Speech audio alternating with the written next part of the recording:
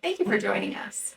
If you are working full time and thinking about fostering and you're wondering, can we do it? Please stick around and join us for a conversation about fostering while working. My name is Alaina Arbor, and I'm a resource worker here at the Sarnia-Lambton Children's Aid Society. I also happen to be an adoptive parent. Potential foster parents have to go through a safe home study. And part of that home study is we ask them about their weekday and weekend routines. And their answers to that really help us to determine whether or not they are willing and flexible enough to take on a child. And we also ask about their support system, and that also helps us to determine whether or not they have the people around them that will really help them care for a child. There isn't a lot of difference.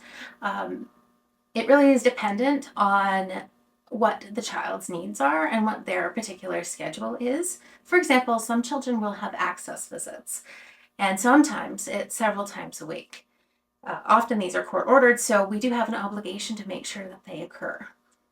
If the young person is home with you or in school or in daycare and you have the ability to, it would be really helpful if you're able to take them to their access visits and to their appointments.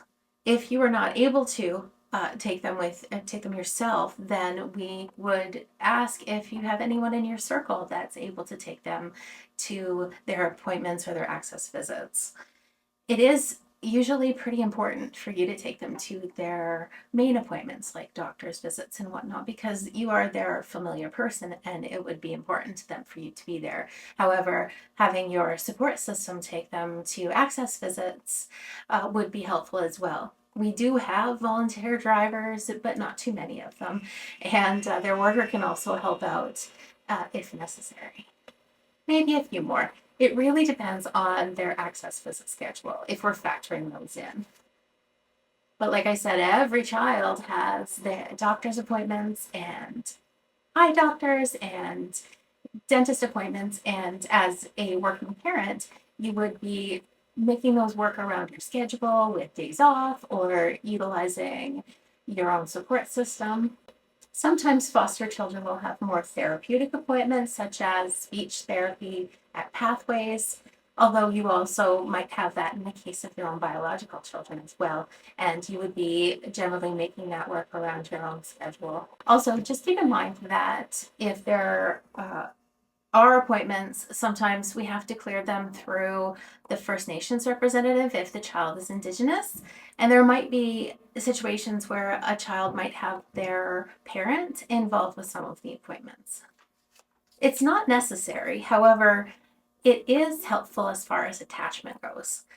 The attachment bonds that you make in those first several months can impact the entire placement. And especially with the very young children, we would rather not send an infant to daycare. So we would generally choose a family for that infant that are able to take a leave. I did have this experience myself when I adopted my daughter. She was 6 years old when she came to live with us, and I took 7 months parental leave. And during that time, I was able to take her to school in the morning, pick her up after school.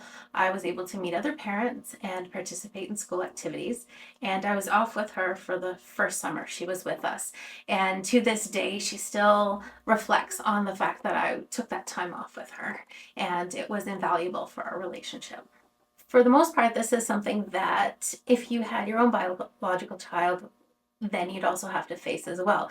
And there are similar ways that you would go about this. You would probably be putting your child on the Lambton 1 list, looking for a daycare opportunity for them because sometimes it takes a while. You might be looking at someone within your own circle who might be willing to jump in to provide babysitting for you. If the child was in school, you might be looking at before and after school care, and most schools do have that opportunity, or you can also hire a babysitter.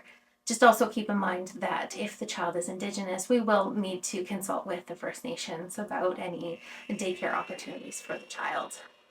Being a working foster parent is not that much different than being a working parent. We all have to make sacrifices and make sure that we set aside time to make sure the child's needs are met. whether that's appointments or extracurricular activities or seeing family members.